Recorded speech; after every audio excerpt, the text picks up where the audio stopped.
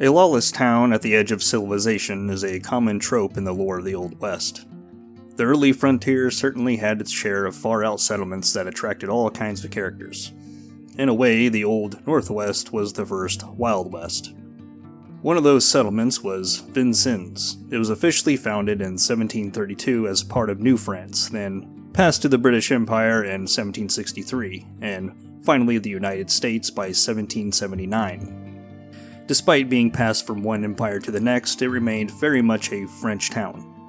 For a while, the French had a pretty good thing going there at Vincennes. It was a county of Virginia, but still an isolated and mostly self-governed town. They had a great relationship with the natives and often intermarried. They only grew and hunted what they needed, then just kinda kicked back and relaxed. It was a simple life. When the Northwest was ceded to the newly formed United States in 1783, American settlers flocked to the area. Many of those settlers weren't the most desirable. Among them were outlaws, squatters, Indian killers, and whiskey peddlers.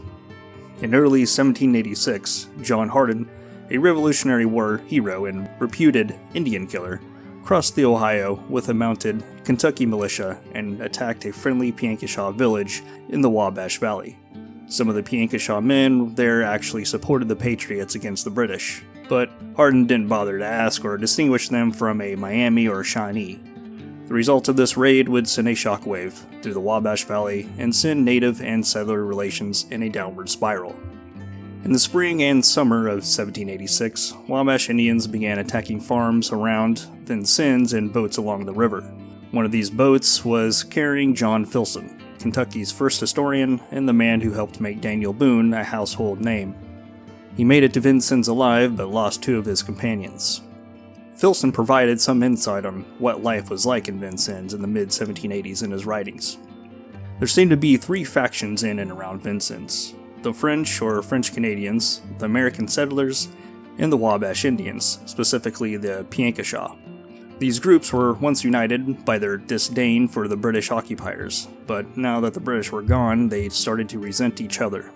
The French resented the Americans for their sale of whiskey to the natives and their unwillingness to distinguish friendly and hostile tribes.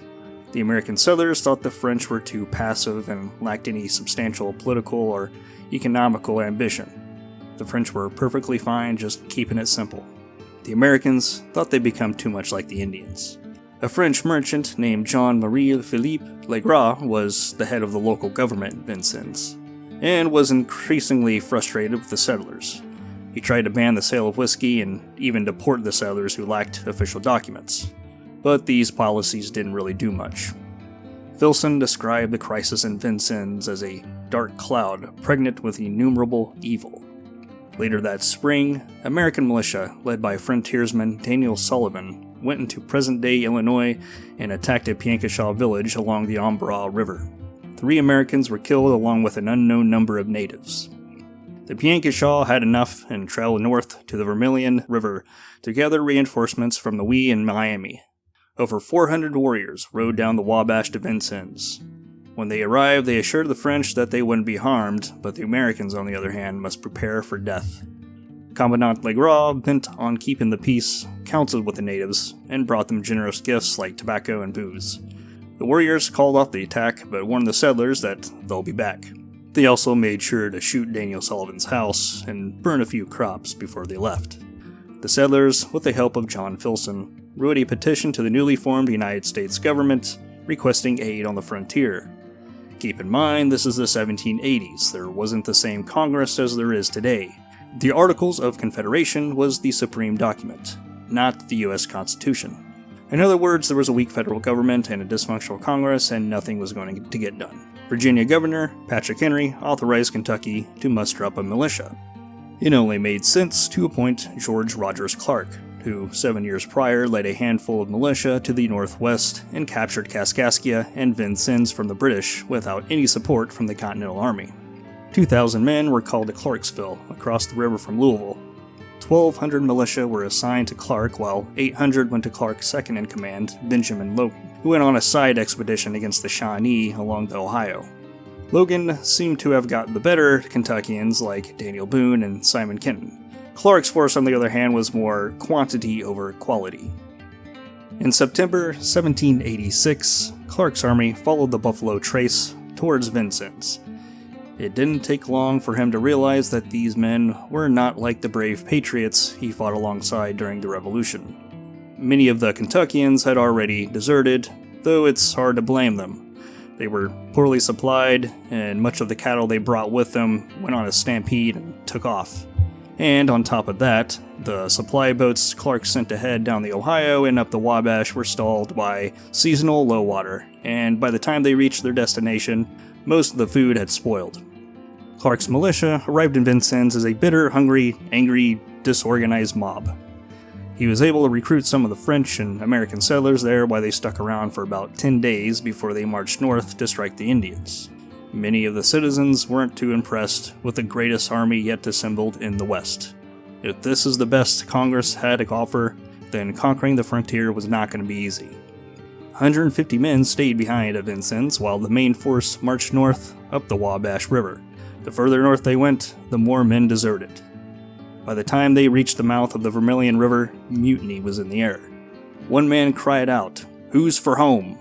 And like that, nearly half of the Kentucky militia force deserted the next day. Clark was appalled. He had no choice but to march back to Vincennes. They made no engagement with the Indians, which may have been for the best.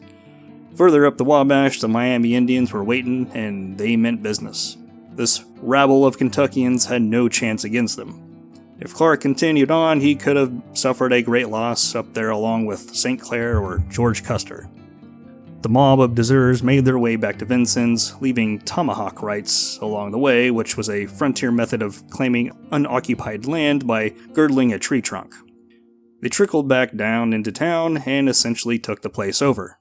Instead of disciplining the men and maintaining law and order, Clark was rumored to have spent most of his time drinking. He did make some attempts to counsel the Indians, but it didn't really seem to go anywhere.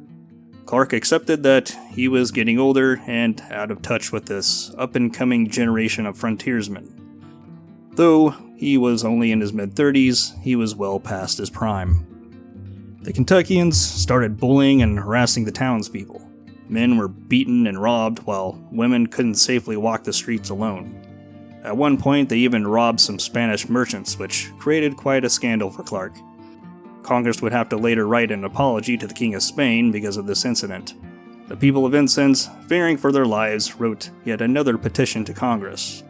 One citizen was heard praying, "Lord, send the Kentuckians home and bring back the Indians."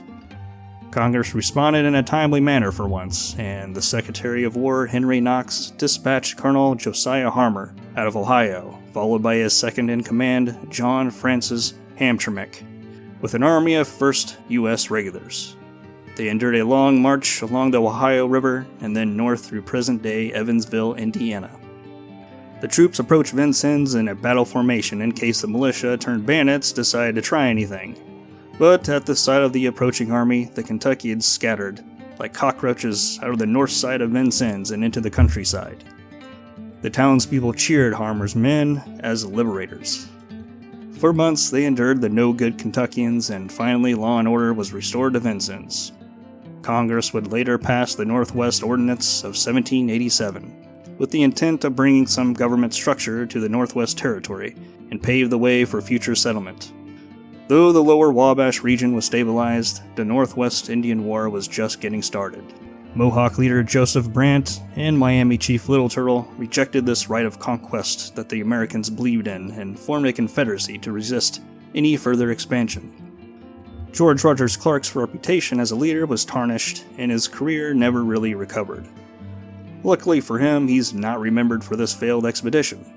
In present-day Vincennes, Indiana, there is a large and quite impressive memorial built in honor of his brave capture of the post in 1779. The region today is very typical of the American Midwest, and some might say not a whole lot happens there. It's hard to imagine that over 200 years ago, it was a lawless and dangerous borderland. That's all for this video. Thank you for watching Frontier Lore. Feel free to like and subscribe, and take care.